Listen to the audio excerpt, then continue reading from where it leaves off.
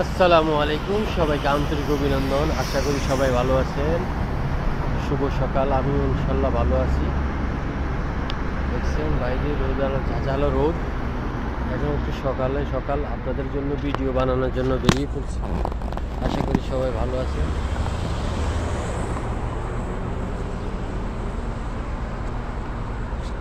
দেখছেন কি অবস্থা রোদের।